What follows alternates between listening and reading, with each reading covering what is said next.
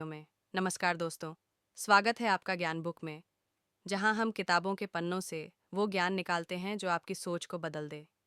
आज हम बात कर रहे हैं उस किताब की जो सिर्फ समय नहीं, सोचने का तरीका बदल देती है। Mind management, not time management. ये सिर्फ एक प्रोडक्टिविटी बुक नहीं है, ये एक सोच का क्रांतिकारी तरीका है। किताब कहती है, सफलता घड़ी से नहीं, माइंडसेट से तय होती है। जब आप अपने आइडिया को टाइम टेबल में नहीं, सही मानसिक अवस्था में बहने देते हैं, तभी असली क्रिएटिविटी पैदा होती है। सोचिए, आप हर दिन वही सब करते हैं जो प्रोडक्टिविटी गुरुज बताते हैं। सुबह जल्दी उठो, टास्क लिस्ट बनाओ, हर मिनट शेड्यूल करो, फिर भी दिन के अंत में खुद को थका, खाली और अधूरा महसूस करते हैं। क्यों? क्योंकि आपने समय को तो मैनेज किया, पर अपने माइंड को नहीं। हम इंसानों का दिमाग कोई मशीन नहीं है जो 9 से 5 काम करे। यह एक जादुई जंगल की तरह है, जहाँ विचार कभी सुबह 5 बजे आते हैं तो कभी रात 1 बजे, कभी नहाते वक्त तो कभी अकेले बैठते समय। यह अनियमितता ही हमारी सबसे बड़ी ताकत है, बशर्ते हम उसे समझें। पर हम क्या करते हैं? हम अपने दिमाग को एक मशीन मानते हैं, एक ऐसा रोबोट जो बटन दबाते ही आइडिया उगल दे। लेकिन असल में दिमाग को चाहिए माहौल, चाहिए स्पेस, चाहिए शांति। अब आप ही सोचिए, क्या एक लेखक सिर्फ 10 से 11 के बीच लिख सकता है? क्या एक वैज्ञानिक डिस्कवरी को कैलेंडर में सेट कर सकता है? नहीं, क्योंकि क्रिएटिविटी घड़ी की गुलाम नहीं होती। वो तब आती है जब आपका माइंड स्वतंत्र और जागरूक होता है। दिक्कत ये है कि हम प्रोडक्टिविटी का मतलब समझते हैं ज़्यादा काम करना, जबकि असली प्रोडक्टिविटी है कम समय में गहरी सोच से कुछ असाधारण रचना करना। जब सुबह आप जागते हैं तो आपके पास सीमित एनर्जी होती है। अब फैसला आपको करना है, क्या आप वह एनर्जी नोटिफिकेशन में गंवाएंगे या उसे एक बड़े विचार में लगाएंगे जो आपकी ज़िंदगी बदल सकता है। कई लोग कहते हैं, मेरे पास टाइम नहीं है, पर सच यह है, उनके पास मेंटल क्लैरिटी नहीं है। आपका दिमाग वही सबसे कीमती संपत्ति है, जो शांत हो तो चमत्कार कर सकता है और व्यस्त हो जाए तो दिन भर बीत जाता है, बिना किसी सार्थक परिणाम के। याद रखिए, हम सबके पास 24 घंटे हैं। फ़र्क सिर्फ इतना है कि कोई उसे गहरी सोच में लगाता है और कोई उसे बेमतलब मीटिंग्स और स्क्रोलिंग में बहा देता है। जिस दिन आपने इस फ़र्क को पकड़ लिया, उसी दिन शुरू होगा आपका असली माइंड मैनेजमेंट।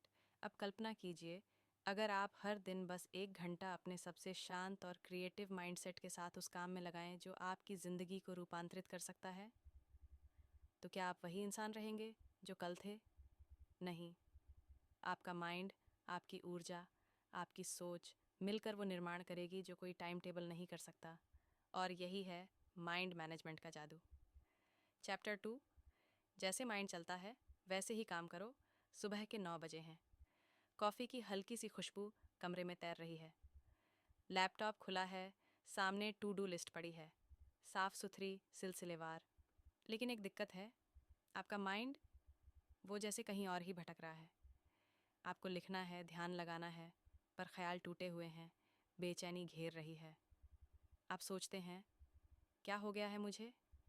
क्यों नहीं हो पा रहा काम? तो जवाब है, क्योंकि आप अपने माइंड के खिलाफ काम कर रहे हैं, उसके साथ नहीं। देखिए, हमारा दिमाग कोई मशीन नहीं है जो बटन दबाते ही आउटपुट दे दे। ये एक बहती हुई नदी की तरह है, कभी शांत, कभी तूफानी, कभी नई दिशा में बहती। और इस नदी में बहने के लिए आपको उसकी लय समझनी होगी, न कि उसे जबरन मोड़ना होगा। अफसोस, हमने अपनी ज़िंदगी को एक रिजिड शेड्यूल में बांध लिया है। 9 से 11 ये काम, 11 से 1 वो काम। जैसे हम इंसान नहीं, कोई फैक्ट्री लाइन के वर्कर हों। पर क्या आपकी क्रिएटिविटी घड़ी देखती है? नहीं। कभी आप शावर लेते हुए एक ज़बरदस्त आइडिया पा जाते हैं, कभी सोने से पहले माइंड अचानक तेज़ रोशनी की तरह चमक उठता है। यानी माइंड हमेशा उसी तरीके से नहीं चलता, तो फिर काम करने का तरीका भी हमेशा एक जैसा कैसे हो सकता है? अब सोचिए, क्या आपने कभी महसूस किया है कि कुछ समय ऐसे होते हैं जब आप बिना रुके घंटों तक काम कर सकते हैं, और कुछ समय जब सिर्फ 10 मिनट बैठना भी मुश्किल लगता है? ये कोई आपकी कमज़ोरी नहीं है, यह है आपके माइंड का नेचुरल रिदम। जब आप इसे समझते हैं तो आप ज़बरदस्ती खुद से काम नहीं करवाते, बल्कि अपने काम को फ्लो में लाते हैं। उदाहरण के लिए, अगर आप एक लेखक हैं और सुबह 7 बजे आपका दिमाग सबसे क्रिएटिव होता है, तो उस समय ईमेल क्यों चेक कर रहे हैं? क्यों नहीं उस अधूरी किताब को लिख रहे जो महीनों से आपके मन में है? और अगर दोपहर में आपका माइंड थोड़ा हल्का रहता है, तो क्यों ना उस वक्त एडमिन वर्क या कॉल्स निपटा लें? असल प्रोडक्टिविटी आती है जब आप अपनी एनर्जी और अटेंशन को सही समय पर सही जगह पर लगाते हैं। लेकिन इसके लिए सबसे ज़रूरी है खुद को समझना। आपका माइंड कैसे काम करता है, कब वह इमेजिन करता है, कब वह प्लान करता है, कब उसे ब्रेक चाहिए। और जब आप ये सब जान जाते हैं, तब आप अपनी ज़िंदगी को उसी लय में ढालना शुरू करते हैं। इसका मतलब ये नहीं कि आप डिसिप्लिन छोड़ दें, बल्कि इसका मतलब है रिजिड शेड्यूल की जगह फ्लेक्सिबल फोकस लाना। अपने दिन की शुरुआत उस काम से करें जो आपका माइंड सबसे गहरी स्पष्टता के साथ कर सकता है। शायद सिर्फ 1 घंटा, लेकिन वो 1 घंटा पूरे दिन से ज़्यादा प्रभावशाली हो सकता है। हम जबरन खुद पर प्रेशर डालते हैं, मैं फोकस नहीं कर पा रहा, मैं आलसी हूँ। लेकिन शायद सच्चाई ये है, हम गलत समय पर सही काम करने की कोशिश कर रहे होते हैं। जब आप अपने माइंड की सुनते हैं, तभी आप फ्लो स्टेट में आते हैं, जहां 1 घंटा 5 घंटे के बराबर बन जाता है। दोस्तों, आज का ज़माना सिर्फ टाइम ब्लॉकिंग से नहीं चलता। आज का समय है अवेयरनेस का, इमोशनल इंटेलिजेंस का, माइंड रिदम को समझने का। तो अगली बार जब आप काम पर बैठें, घड़ी मत देखिए, अपने माइंड की सुनिए, क्योंकि वही आपकी असली घड़ी है। Chapter 3, manage your mental energy. मानसिक ऊर्जा का प्रबंधन। क्या आपने कभी गौर किया है कि किसी दिन हम घंटों तक बिना थके काम कर लेते हैं और किसी दिन एक छोटा सा टास्क भी पहाड़ लगता है? दोनों दिन 24 घंटे के ही थे, फिर ऐसा क्यों हुआ? फर्क था मेंटल एनर्जी का। समय तो हर किसी के पास बराबर होता है, लेकिन मानसिक ऊर्जा, मेंटल एनर्जी हर दिन अलग होती है। और यहीं से शुरू होती है प्रोडक्टिविटी की असली कहानी। अब एक सीन इमेजिन कीजिए। सुबह उठते ही आप फ़ोन उठाते हैं, नोटिफिकेशंस चेक करते हैं, व्हाट्सएप, इंस्टाग्राम, कुछ ईमेल्स, फिर थोड़ी देर यूट्यूब। अब आप अपने लैपटॉप के सामने बैठे हैं, वर्ड डॉक्यूमेंट खुला है, लेकिन दिमाग पहले ही थक चुका है। आप सोचते हैं, मुझसे फोकस क्यों नहीं हो रहा? क्या मैं डिसिप्लिन नहीं हूँ? नहीं, असल में आपने अपनी सबसे कीमती ऊर्जा दिन की शुरुआत में ही बर्बाद कर दी। हमारा माइंड एक बैटरी की तरह होता है। हर सुबह वो बैटरी फुल चार्ज होती है, लेकिन जैसे जैसे आप डिसीजन लेते हैं, ध्यान भटकाते हैं, छोटी छोटी चीज़ों में उलझते हैं, वो बैटरी धीरे धीरे ड्रेन होती जाती है। अब सोचिए, अगर आपकी माइंड बैटरी सुबह ही 60% पर आ गई, तो फिर दिन भर आप क्या नया रच पाएंगे? चाहे आपके पास पूरा दिन क्यों ना हो, अगर माइंड थका है तो कोई ब्रेक थ्रू नहीं होगा। अब सवाल उठता है, इस बैटरी को कैसे संभालें? उत्तर है, टाइम मैनेजमेंट नहीं, एनर्जी मैनेजमेंट सीखिए। दुनिया के सफल लोग अपना समय नहीं, अपनी ऊर्जा को मैनेज करते हैं। सुबह जब माइंड सबसे शांत और फ्रेश होता है, तब वे अपने सबसे गहरे, सबसे क्रिएटिव काम करते हैं, जैसे लिखना, सोच समझकर निर्णय लेना या कोई नई योजना बनाना। वो लोग ये भी जानते हैं कि डिसीजन लेने की भी कीमत होती है, इसलिए उनके दिन की शुरुआत 20 चॉइस से नहीं होती। वो वही पहनते हैं जो पहले से तय है, वही खाते हैं जो रूटीन में है, ताकि दिमाग की ऊर्जा बची रहे असली काम के लिए। और सबसे अहम बात, वो डिस्ट्रैक्शन से खुद को दूर रखते हैं। हर बार जब आप एक रील स्क्रॉल करते हैं या एक नोटिफिकेशन चेक करते हैं, आपकी एनर्जी में एक छोटा सा छेद बनता है। धीरे धीरे वो छेद इतना बड़ा हो जाता है कि सारी शक्ति वहीं बह जाती है। अब सोचिए, अगर आपके पास 100 यूनिट माइंड एनर्जी है और आप 50 यूनिट सोशल मीडिया पर, 30 बेवजह सोचने में और 10 छोटे डिसीजन में खर्च कर दें, तो बचा क्या? ज़ीरो। और फिर आप खुद को कोसते हैं, मैं प्रोडक्टिव क्यों नहीं हूँ, मैं आलसी क्यों हो गया हूँ? असल में नहीं, आपने अपनी सबसे कीमती संपत्ति, माइंड की ऊर्जा, यूं ही बहा दी। अब वक्त है स्मार्ट बनने का। अब वक्त है दिन को टाइम के नहीं, एनर्जी के हिसाब से डिज़ाइन करने का। सोचिए, कौन सा काम आपको एनर्जी देता है, कौन सा काम उसे चूस लेता है।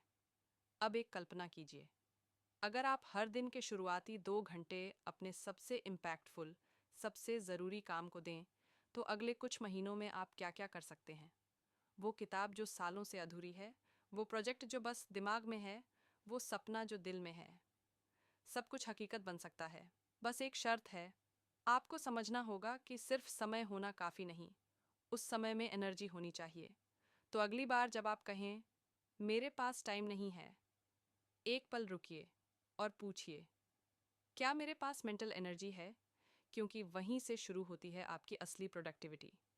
अब बारी है चैप्टर 4, द आइडिया सिस्टम की, जहां हम बात करेंगे उस सिस्टम की जो इंस्पिरेशन को एक्सीडेंट नहीं, आदत बनाता है। सुबह के 4:30 हैं, बाहर अंधेरा है, सन्नाटा पसरा हुआ है, लेकिन एक कमरे में हल्की सी रोशनी जल रही है। एक इंसान अपनी नोटबुक पर कुछ लिख रहा है, चेहरे पर गहरी शांति, लेकिन आंखों में चमक, जैसे अभी अभी उसे कोई खजाने का नक्शा मिला हो। वो खजाना क्या था? एक आइडिया। अब सोचिए, क्या वो आइडिया किसी जादू की तरह अचानक आया था? नहीं, आइडिया जादू से नहीं आते, सिस्टम से आते हैं।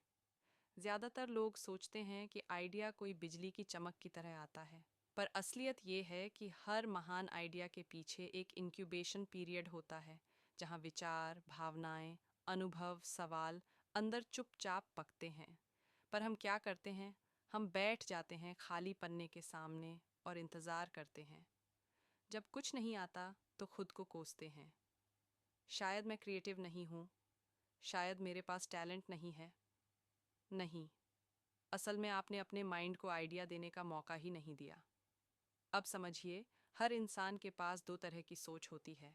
फोकस्ड थिंकिंग, जो डायरेक्ट एक टास्क पर ध्यान लगाती है। डिफ्यूज थिंकिंग, जो रिलैक्स मोड में धीरे धीरे अंदर कुछ जोड़ती है।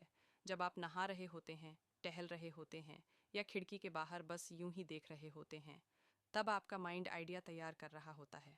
लेकिन इस डिफ्यूज थिंकिंग को चाहिए इनपुट्स, किताबें, ऑब्जर्वेशन, नई बातें, और सबसे ज़रूरी, आपका ध्यान और रिकॉर्डिंग सिस्टम। हर दिन जब कोई थॉट आपके मन में आता है, एक अधूरा ख्याल, कहानी का टुकड़ा, कोई नया बिजनेस प्लान, उसे लिखिए, कहीं भी, नोटबुक में, फ़ोन में, एक ऐप में, लेकिन उसे कैप्चर कीजिए। क्यों? क्योंकि वो जो आज रैंडम सा विचार है, कल आपका सबसे बड़ा ब्रेक थ्रू बन सकता है। अब सोचिए, अगर आप हर दिन सिर्फ एक आइडिया नोट करें, तो एक साल में आपके पास होंगे 365 आइडियाज़। उनमें से भले सिर्फ 10 भी काम आए, लेकिन वो 10 आपकी ज़िंदगी बदल सकते हैं। पर अक्सर हम क्या करते हैं? एक आइडिया आता है, हम सोचते हैं और भूल जाते हैं। फिर कुछ दिनों बाद याद आता है, अरे मैंने कुछ सोचा था, क्या था वो? और वो कीमती विचार हवा में खो जाता है।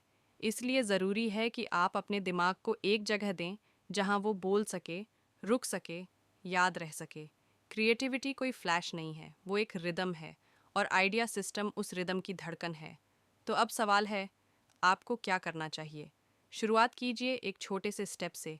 हर दिन सिर्फ 5 मिनट निकालिए और सोचिए, आज दिमाग में क्या नया आया। चाहे वो अधूरा ख्याल हो, कोई अजीब सा सवाल, या बस एक पंक्ति, उसे लिखिए, छोड़ दीजिए। वो विचार कल वापस लौटेगा, और शायद इस बार पूर्ण रूप में। जब आप इस सिस्टम के साथ आगे बढ़ते हैं, तो आइडिया आपका इंतज़ार नहीं करवाते, वो खुद चलकर आपके पास आते हैं। क्योंकि जब आपके पास एक आइडिया सिस्टम होता है, तब आपके पास सिर्फ इंस्पिरेशन नहीं, डायरेक्शन होती है। और एक बार जब डायरेक्शन मिल जाती है, रास्ते अपने आप बनते जाते हैं। अब हम बढ़ेंगे चैप्टर 5, क्रिएट फॉर कंप्लीशन की ओर, जहां हम सीखेंगे कि आइडिया को सोचने से ज़्यादा ज़रूरी है उसे पूरा करना। Chapter 5, create for completion. रचना करो, लेकिन अधूरी नहीं। रात के 2 बजे हैं, कमरे में सिर्फ एक टेबल लैंप की रोशनी है, सामने नोटबुक खुली है, पन्ने आधे भरे हैं, जैसे किसी अधूरी कहानी का इंतज़ार हो। ये कहानी सिर्फ उस आर्टिस्ट की नहीं है, ये कहानी आपकी भी है। क्योंकि हमारी ज़िंदगी में सबसे बड़ी लड़ाई कभी इंस्पिरेशन की नहीं होती, वो होती है कंप्लीशन की। कितनी बार ऐसा हुआ है, आपने कोई आइडिया सोचा, दिल से शुरू किया। शुरुआत में सब कुछ नया, ताज़ा और एक्साइटिंग लगता है, पर जैसे जैसे दिन बीतते हैं, वही आइडिया बोझ बनने लगता है, और आखिरकार वो अधूरा रह जाता है, किसी फोल्डर में, किसी डायरी में, या आपके दिमाग के एक कोने में दफन। पर सच ये है, क्रिएटिविटी की असली ताकत उसकी समाप्ति में है। जब आप कोई चीज़ पूरा करते हैं, तभी वो असल मायनों में कीमती बनती है, तभी वो दूसरों तक पहुंचती है, तभी वो असर छोड़ती है, और सबसे अहम, तभी वो आपको बदलती है। आपका माइंड हर अधूरी चीज़ को एक बोझ की तरह याद रखता है, और जितना ज़्यादा अधूरा काम, उतना ज़्यादा गिल्ट, उतना ज़्यादा सेल्फ डाउट, मुझसे नहीं होगा, मैं कंसिस्टेंट नहीं हूँ, मुझ में डिसिप्लिन की कमी है। लेकिन सच ये है, कमी टैलेंट की नहीं होती, कमी सिस्टम की होती है। अब एक सवाल सोचिए, अगर आपके पास एक बेहतरीन आइडिया है लेकिन आपने उसे पूरा नहीं किया, तो क्या वो आइडिया असली था? नहीं। आइडिया सिर्फ तब असली बनता है जब वो फॉर्म लेता है, एक वीडियो, एक प्रोडक्ट, एक आर्ट, एक काम। लेकिन यहाँ सबसे बड़ी रुकावट होती है परफेक्शनिज्म। हम सोचते हैं थोड़ा और अच्छा बना लूँ, अभी पोस्ट मत करूँ, कल फिर कोशिश करूँगा। और इसी कल में हमारा सबसे बेहतरीन काम गुम हो जाता है। लेकिन जब आप किसी काम को पूरा करते हैं, चाहे वो परफेक्ट न हो, आप अपने भीतर बैठे उस क्रिएटर को एक मैसेज भेजते हैं, मैं जो शुरू करता हूँ उसे ख़त्म करता हूँ। और यही विश्वास अगली बार आपको और बेहतर बनाने की ताकत देता है। कंप्लीशन का मतलब ये नहीं कि आप क्वालिटी से समझौता करें। कंप्लीशन का मतलब है टाल मटोल को ख़त्म करना, क्योंकि परफेक्शनिज्म अक्सर प्रोग्रेस को खा जाता है। अब सोचिए, अगर आप हर हफ्ते एक छोटा प्रोजेक्ट ख़त्म करें, तो एक साल में आपके पास होंगे 52 क्रिएशंस। शायद सिर्फ 10 ही शानदार हों, लेकिन वो 10 आपकी पूरी दुनिया बदल सकते हैं। क्योंकि जो लोग कमाल करते हैं वो ज़्यादा आइडिया नहीं लाते, वो आइडिया को पूरा करना जानते हैं। अब समय आ गया है उस अधूरे ड्राफ्ट को खोलने का, उस पेंडिंग वीडियो को एडिट करने का, उस आइडिया को जीने का, ना कि बस सोचते रहने का। और अब तैयार हो जाइए उस एक वाक्य के लिए जो सिर्फ एक स्क्रिप्ट का अंत नहीं, आपके एक नए जीवन की शुरुआत है। I finish what I start. मैं जो शुरू करता हूँ उसे पूरा करता हूँ। यहीं से बनती है कंसिस्टेंसी, यहीं से आता है कॉन्फिडेंस, और यहीं से शुरू होती है असली क्रिएटिव यात्रा। हम हमेशा बाहर की तलाश में रहते हैं, समाधान, सफलता, शांति। पर क्या कभी आपने सोचा है कि ये सब कुछ तो आपके अंदर ही मौजूद है? एक बार एक कहानी से समझते हैं। बहुत समय पहले की बात है, एक युवक था जिसका नाम अर्जुन था।